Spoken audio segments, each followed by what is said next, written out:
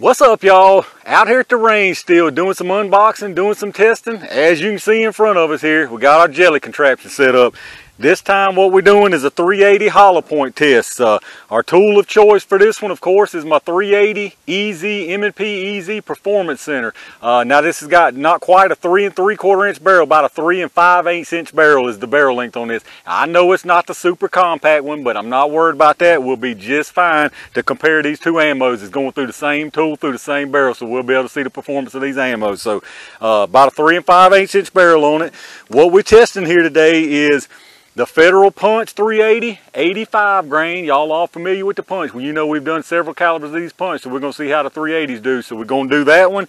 And what we're going to put up against it is some good old Critical Defense 380. Now these are 90 grains, so 5 grains heavier than the punch, but pretty doggone close. It'll be interesting to see what the difference is between these. So as y'all can tell, some of y'all that's observant, you might be noticing that this gel block here is about a 1/4 inch shorter than this one.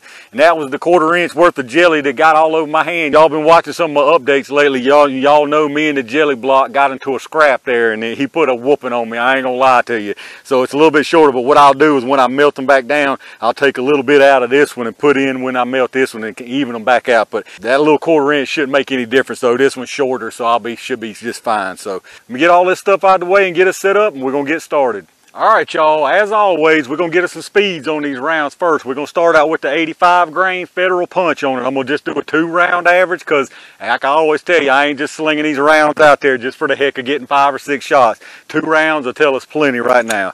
So, Federal Punch first. We're going to get a 2-round speed average on it, y'all. Here we go.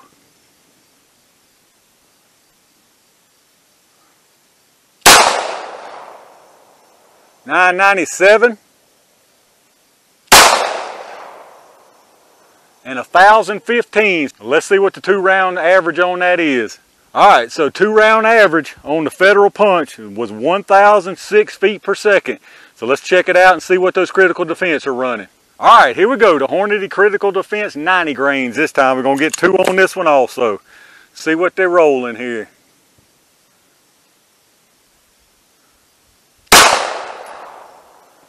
.992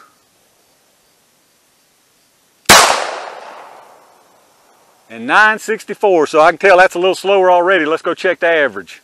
All right, so the 2-shot average on the Critical Defense was 978 feet per second, and if you remember on the punch, it was 1,006. So 978 versus 1,006. What's that? 30? Not quite 30. 28, about 28 feet per second. So not much at all in between them. So they're pretty even. So let me get all this stuff out of the way, and y'all know what time it is. All right, y'all. You ought to know by now it's jelly time. So we're going to start with the Federal Punch, the 85 grain Federal Punch, jacketed hollow point. Here we go.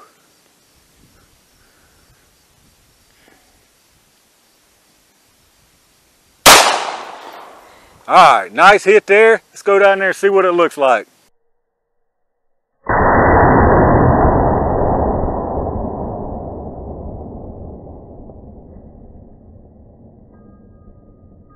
Alright, as y'all could probably already see in y'all's view, I took a peek at it myself.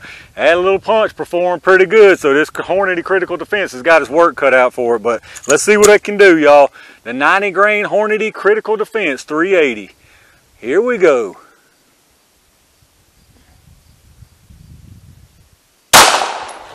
Alright, perfect shot, right up under that other one. Let's go down there and take a look at it and see what we got.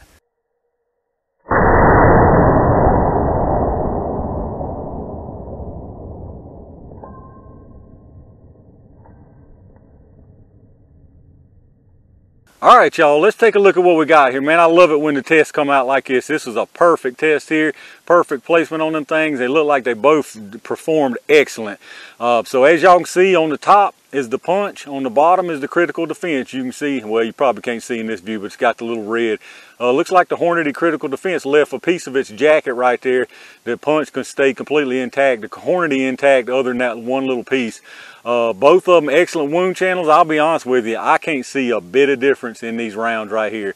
Both of these rounds look absolutely excellent. Now the punch looks like it traveled maybe a quarter of an inch further, maybe a quarter to a half of an inch further. We'll measure here to see. But as for the wound channel, I mean, they look absolutely identical. Both of them looks like really nice wound channels. Look like they both performed excellent. So let's see what the penetration is exactly on these. All right, for the penetration, the punch is at 9.5 inches.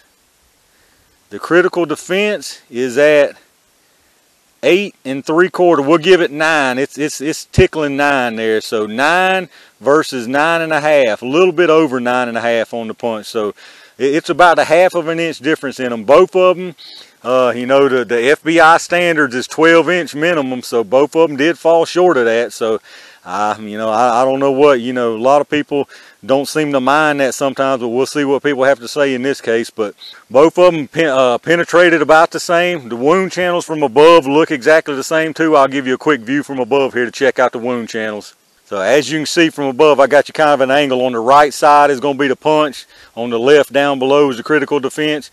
You can see they both come in. Really nice wound channels, started to fizzle out almost the exact same spot. Punch carried just, like I say, half of an inch further at the most. So as you can see, these things are very, very comparable. These 380 hollow point rounds right here are extremely comparable. Both of them looks like they ended up, the critical defense is almost completely backwards. The punch is sideways, so who knows what kind of tumbling we got, but they both started to tumble without a doubt.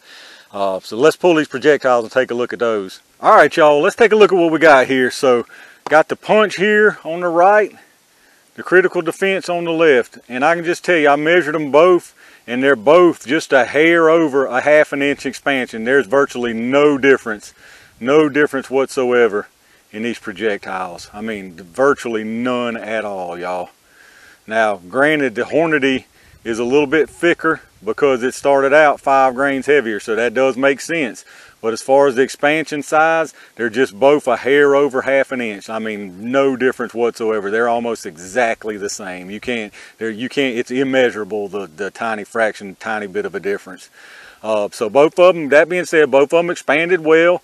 Looks like they could have expanded a little more just because of that indentation you see in both of them. And that's, you know, that's a larger than average size 380. You know, most people would say, you know, most people talking about pocket guns with 380, so that's not a short barrel at all. So they could have used a little more expansion in my opinion, but that being said, they definitely did both expand well.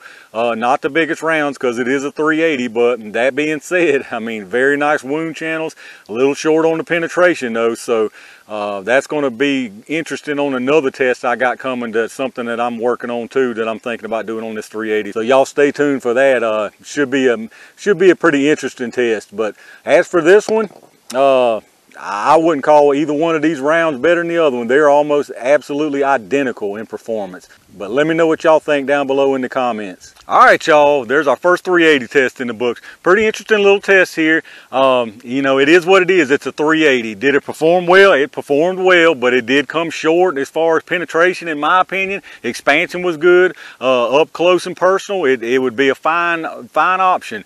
But y'all know my opinion on that if you've read the comments. I know people get defensive about this, but I really personally don't see the need to carry a 380 anymore. You got so many micro 9s now that you can stick right in your pocket just like you can any kind of little 380. There's no problem concealing them with dress clothes, with sports clothes, with gym clothes. There's just, in my opinion, a 380 is just not necessary in this day and age because of the 9mm advancements. But I know people have different opinion, and you know, I don't have a problem. It's all better than a sharp stick without a doubt. But that being said, both of these rounds performed great for what they are. They both expanded well. They both had nice wound channels on them. Like I say, penetration a little bit short on them, but they both did perform well. As far as one being better than the other, I can't call it. They look like they both did almost exactly the same to me. Both of these rounds would be a fine option if you're going to carry 380, in my opinion. And now that is out of this 3 5/8 inch barrel, so you know, you get smaller, you're going to see diminishing returns without a doubt. But anyway, let me know what y'all think about this down in the comments. I'm very curious to hear about this one. If y'all did enjoy the video, make sure you hit the thumbs up. Make sure you hit subscribe, because I got a lot more stuff I've done out here today, and I got a few more I'm doing before I head out of here. So make sure you hit that subscribe so when I upload them, you can check them out. Make sure you check my Amazon affiliate storefront link down in the description like I always ask. If you do your shopping through Amazon anyway, it don't cost you an extra penny to hit that link first and then do your shopping as normal through Amazon. And we get a kickback from Amazon towards the channel, so that does help, and I appreciate that. Appreciate all my range gang members who hit that join button like I always tell y'all. Appreciate each and every single one of y'all, just like I always tell you every video, that watches these videos, that hits that thumbs up, that subscribes to the channel, and that leaves me some comments down below. I really enjoy reading your comments, and I'm curious to see what people have to say about this one. So make sure you leave me some comments and let me know what you think. But again, I got a lot more stuff that happened out here today and some more still to come, so keep an eye out for that. And in the meantime, stay safe, stay prepared, and I'll see you soon.